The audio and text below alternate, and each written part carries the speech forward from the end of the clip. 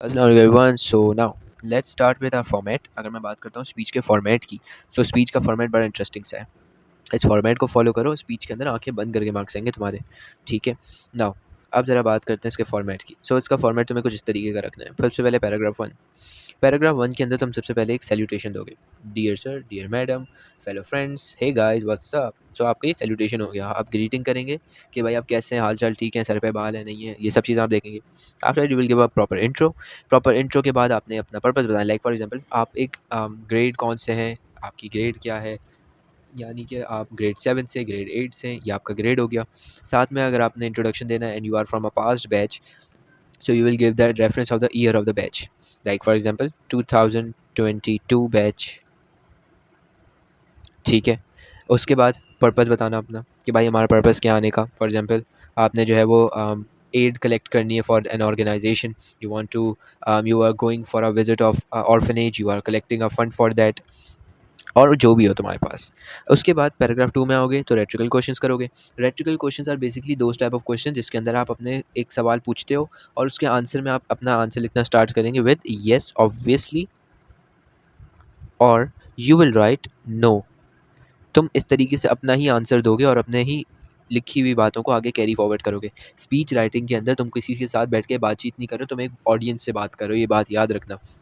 इसलिए जो भी सवाल होगा उसका जवाब तुमने देना होगा, और सवाल ऐसा होगा जो आगे वाले के दिमाग में पहले से मौजूद हो।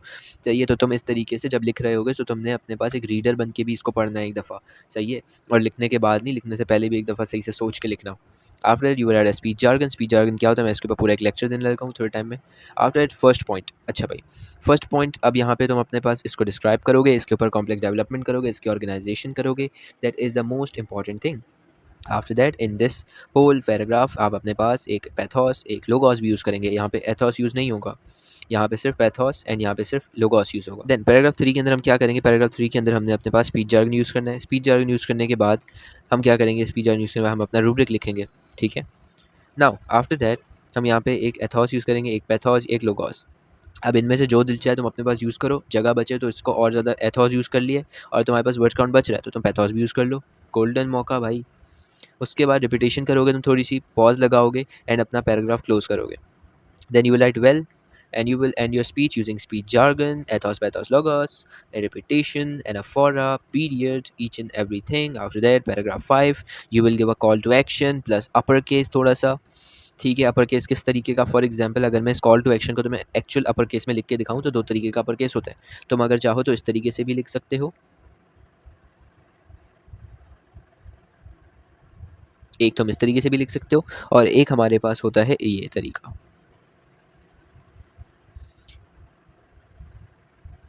सही। ये तुम्हारे पास दो तरीके के अपर केस आ गए।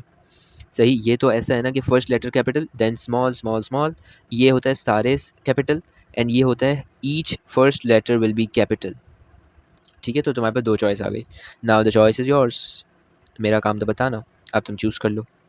ठीक है भाई। अच्छा। नाउ अगली चीज़ तुम्हारे पास यहाँ पे आ जाती है। अब मैं तुम्हें एक बहुत इंपॉर्टेंट बात बताने लगा हूँ, तो इसको सुनना। तुम्हें थोड़ी सी डिवीजन करनी पड़ जाएगी मेरे दोस्त। देखो, अगर फॉर एग्जांपल तुम्हारे पास ऐसी सिचुएशन होती है जिसमें तुम्हारे पास रूब्रिक 1 के अंदर 12 पॉइंट्स आ जाएं और रूब्रिक 2 के अंदर सिर्फ और सिर्फ 3 पॉइंट्स मिले तुम्हें, तो तुम्हारा स्ट्रेटेजी क्या होगी। तुम अपने पास रूब्रिक 1 यानी कि पॉइंटर 1 के जो 12 पॉइंट है उनको ब्रेक डाउन करोगे। First of all 6 points, then 6 points, और इसको सेम रहने दोगे। अगर तुम्हारे पास ऐसा होता है पॉइंट्स ज़्यादा आ जाएँ, तो मसला ये होगा कि तुम अपने पास यहाँ पर इतने ज़्यादा पॉइंट्स को एक पैराग्राफ में टैकल नहीं कर पाओगे। सही। इस वजह से हम पॉइंट्स को डिवाइड करते हैं। इसीलिए हमने क्या किया, रूब्रिक 1 के जो 6 पॉइंट्स हैं इनको अलग पैराग्राफ में टैकल करेंगे, इसके 6 पॉइंट हैं इनको अलग पैराग्राफ में टैकल करेंगे, और ये बेचारा तो वैसे ही कम पॉइंट्स लेके बैठा है तो इसको हम एक ही पैराग्राफ में करके हटाएंगे। Same situation can be applied on same situation can be applied on the different rubrics, यानी अगर यहाँ पे रूब्रिक 2 के ज़्यादा पॉइंट्स हो या रूब्रिक 1 के कम पॉइंट्स हो तो भी यही चीज़ होगी।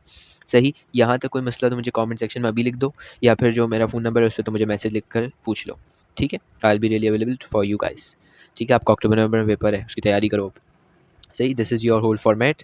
नेक्स्ट क्लास के अंदर हम इस फॉर्मेट को थोड़ा सा डिस्कस भी कर लेंगे हाथ के हाथ। ठीक है। तो मैं अगर इसका स्क्रीनशॉट लेना है तो स्क्रीनशॉट ले लो।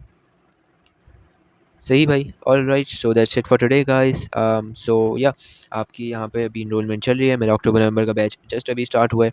If you want to enrol, this is the phone number 0330 300204. Contact me at this number and enroll for your batch. Thank you very much, that's it for today. आज की क्लास में इतना ही रखते हैं, नेक्स्ट क्लास में मुलाकात होती है। थैंक यू वेरी मच, अल्लाह हाफिज़ एंड फ़ी अमान अल्लाह।